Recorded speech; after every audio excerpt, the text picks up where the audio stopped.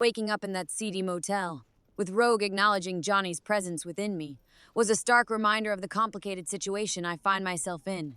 Johnny's legacy, his memories, his personality, they're all still a part of me and they have the power to influence my actions and decisions. Rogue's offer to help with the Atom Smasher situation was unexpected, but I appreciate her willingness to assist. It's clear that some old connections and loyalties die hard, even in a city as ruthless as a Night City.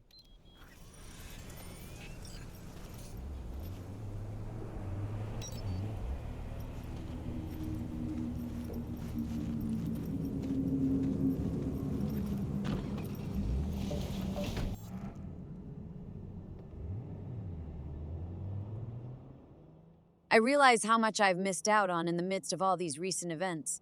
My life has taken an unexpected turn, and I can't help but feel a sense of longing for the simplicity of the past, for the moments when I was just a merc trying to make a living in this chaotic city.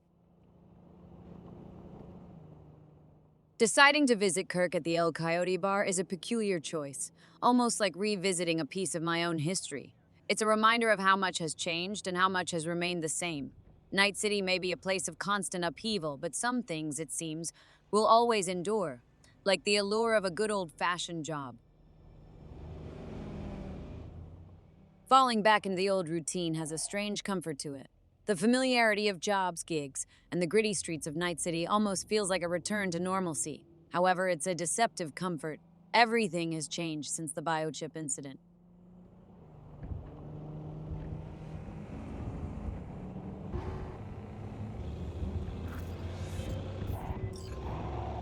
Judy, so, got a plan? Damn right I do. Come over to mine tonight. Gonna lay the groundwork with Tom and Roxy. They're with us. Micah will be here too. How'd you manage that? Got something really big. Tell you everything tonight. Last thing, what do you like on your pizza? Don't actually like pizza. What? Will you tell me you don't like breathing next? How can you not like pizza? Think you're the first person to give me shit for that stigma? So, I'll see you come evening? Of course I'll be there. Judy's plan to take over Clouds is risky, to say the least. I understand her motivation, especially after what happened to Evelyn, but I can't help but worry about her and the other dolls. It's a violent world out there, and while I appreciate her determination, I fear that she might be putting herself and others in harm's way. Judy isn't a fighter, and going up against those who control Clouds could lead to dire consequences. However, I respect her for taking a stand and trying to change things for the better. It's a reminder of how complex and morally ambiguous life in Night City can be. All I can do is support her in whatever way I can and hope for the best, even if it means getting pulled into another dangerous situation.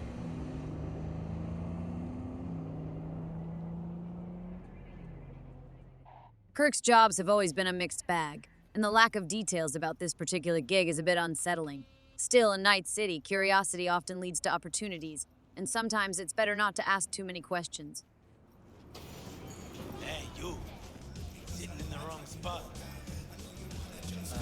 This isn't a bar? It is. But it's ours. Get up. Let's take a walk. Hey, leave him alone, cabrones. V, you never learn, do you? Go teach these assholes how to behave in my Is bar. it chat time? Come on, hit me with those pearls of wisdom. Get this over with. You laugh, but 50 years in purgatory? Enough time for a guy to get his head on straight. Come to some conclusions. Namely, People don't change. Especially not people like Kirk. I'll give you...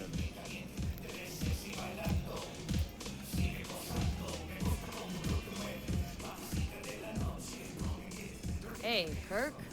Been a while. V? Holy shit! Barely recognize you. See, you haven't changed. Not a single bit. Huh. Well, you know me. I'm old-fashioned like that. Slow and steady wins the race, huh? So come on, sit down. I'll spill you the deets. Start talking. All right. Listen, job's simple. Got a van standing not far from here, brimming with merch worth fat digits. Driving to the border tomorrow, but A lot of things could happen before then. You feel me? Specifics, Kirk. What's in the van?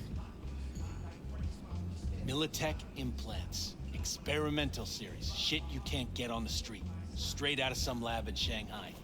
And who does it belong to? Jesus, V, who the fuck cares? Once we take it, it's ours. So, can I count on you or not? Yeah, it sounds too good to be true. Fuck it. It's worth a shot at least. Count me in. Oh, it's true, all right. Anyways, send you the coords. See you at the spot. Later. I've learned to adapt and take the challenges as they come, so I accept the job. It might just lead to something interesting, profitable, or maybe even give me a chance to put some of my new skills and connections to good use.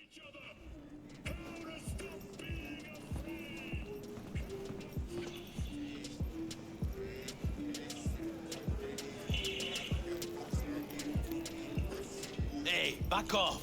Ain't door biz here. You heard what Pepe said. Take a fucking walk. June, fuck off. Or I implant my blade in your ribs. Really? Wonder what Mama Wells would say. What'd she do when she sees you two gonks fucking up her joints? My bet's she'd whip out her shotgun, blast your heads off. Hey, come on, Pedro. That was Yo, fuck you! Carajo. Fucking punk. What just happened? Landed in a little trouble. Cleaned up now. God damn, sorry. I think I've had a little too much. Fuck, what a night. Why? Helping out in a minor altercation might not be charity, but it's a reminder that even the smallest actions can lead to unexpected gains. With limited time on this earth due to the biochip's effects, every opportunity counts. It's a cold, harsh world out there, and sometimes you have to make choices that others might not understand. Got the rest. From meeting Lizzie Wizzy for a seemingly simple job to the unsettling experience of Johnny's consciousness resurfacing, it's been a roller coaster. This gig involving the experimental tech, while vague in its details, has a certain intrigue. However, I can't shake the feeling that something is brewing beneath the surface, as if I'm being drawn into a bigger and more complex web of events. Could have ended badly if you hadn't stepped in, V. Yeah, well, not all heroes wear capes. How about we drink to you on the house? Not this time, but thanks. Don't drink on the clock, eh? I get it. Respect that. Long day? Could say that again. I'm on a double. No break. Working overtime to make an extra buck? Nah, just don't want to go home. 10 years married, you know? 10 years and suddenly I'm not good enough. No, she has to go get some side action. Anyhow, since you brought up money, you wouldn't be looking for a gig, would you be? Pay solid. Run me through it. It's about my wife, right? Name's Cynthia. She's cheating. Damn sure of it. Only question is, who will? Could let it eat away at me. Or I could get someone like you. Ain't no more than an evening's work. Why do you want to know who she's with? What's the point? What's the point? What kind of gunk question is that? Simple one. Answer it. I want to look him in the eyes. Ask him how it feels fucking some other guy's wife. Breaking up a happy marriage. Gonna have to keep tabs on your wife. Follow her around town. Helping Pepe with his marital issues seems like a small favor to repay for the information he provided earlier. It's not my usual line of work, but it's a way to keep myself engaged and maybe even make a positive difference in someone's life. Besides, it's a distraction from the larger problems in Night City. And who knows, maybe I can uncover some surprising truths along the way. Colorful. Always like dressing up. Get a woman something nice for her birthday, anniversary. And what do you get in return? Sure she's cheating on you? Let's start with the fact that she always stays late after work. I know she's lying. Called her office one night, she wasn't even there. Besides that, well, we got a kid together, right? Doesn't even look like me. Different hair, different eyes, all of it. Used to be easy to check these things, but with today's tech, There's a way around every test now. Okay, fine, I'm in. You're my hero, V. It means a lot to me.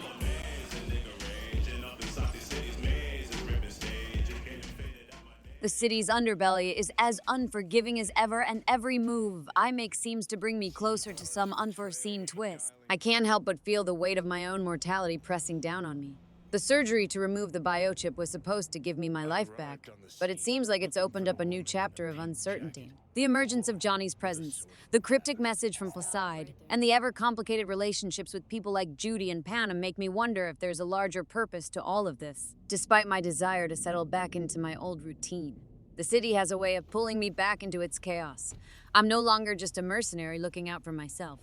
I've become entangled in a web of intrigue, alliances, and mysteries. As I approach the location with the van, I can't help but wonder what new challenges and revelations await me in the relentless streets of the city.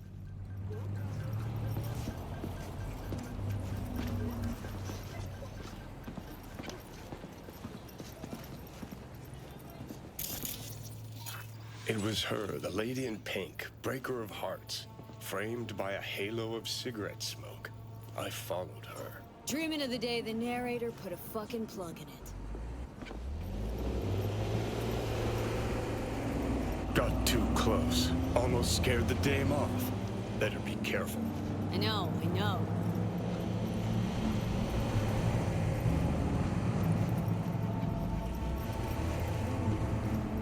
The dame disappeared into the guts of a building ready to collapse. The air hung heavy with smog and betrayal. Maybe it's a good thing I'm dying.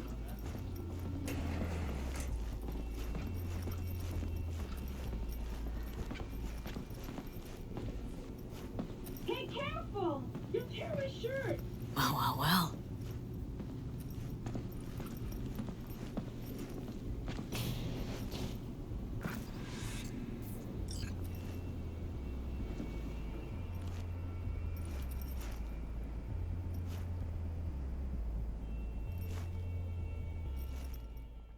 As I drive through the neon-lit streets of Night City, I ponder the complexity of human relationships and how they can be both fragile and resilient. I've seen so much violence and betrayal in this city, and yet here I am getting involved in the personal drama of a bartender and his troubled marriage. It's a stark contrast to the high-stakes world of mercenary work and corporate intrigue that has consumed so much of my life. But perhaps that's what I need right now.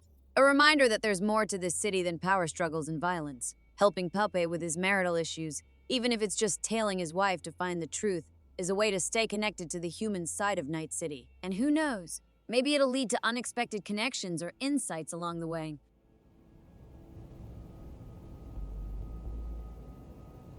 Hey, you! What are you doing here? Fuck, Cynthia. Told you to make sure nobody followed you.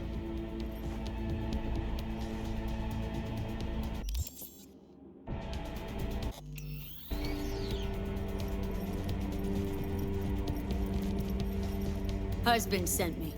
Suspected something. What? See, he was right. Wait. No! It's not like that. I can explain.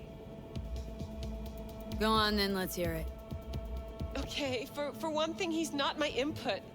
He's my ripper. A specialist in plastic surgery. Specialist? In this dump? Look, I know, I had this little accident a few years ago. The victim, well, the patient's family still can't let it go. That's why I'm forced to work here. Hold on a sec. What about your kid? Here's the thing, I didn't used to look like this. I had a total body sculpt. Skin, hair, eyes, everything. Except, well, you can't fool your genes. That's why our son looks different than Pepe imagined. It's not because he's not the father, just that I don't look anything like the old me. But why? Why do that? And why do you think? Out of boredom? Because I was a rich, basic bitch? Everyone's got their own secret. Something they want to forget or leave behind them. I had a lot of them. And I can't share them with anyone. Not even my own husband. I know I should have told Pepe about all this, but there was never a good time. And now that I'm I'm expecting again. It wasn't planned. Please, tell him that, Yes? I don't know what to tell him myself. That I'm really sorry. That life's an absurdist drama, okay? Just go. Hit the nail on the head with that last point.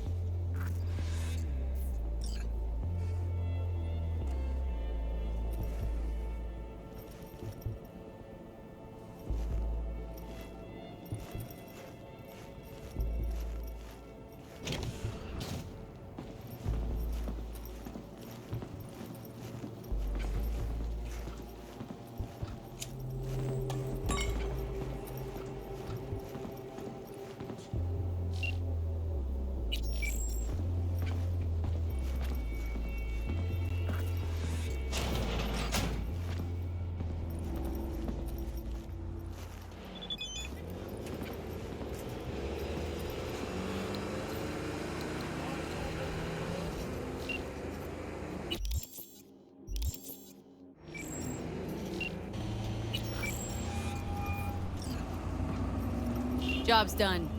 Followed your wife, went into some rundown pad. Man was waiting for her inside. I knew it. What else? Knew it, huh? Didn't know a thing. Didn't cheat on you. At least not in the way you think. Huh? What way then? She was out of Rippers, getting a scan. Her skin, hair, eyes. It's all implanted. Every single last part of her. So, my son. That's why he... Exactly. Jesus fucking Cristo. How could you keep this from me? Our own husband, 10 fucking years. It's not about the skin or whatever, it's that she lied. How the hell am I supposed to trust her now? Not my biz. Did my job. Now your turn. Waiting on that scratch.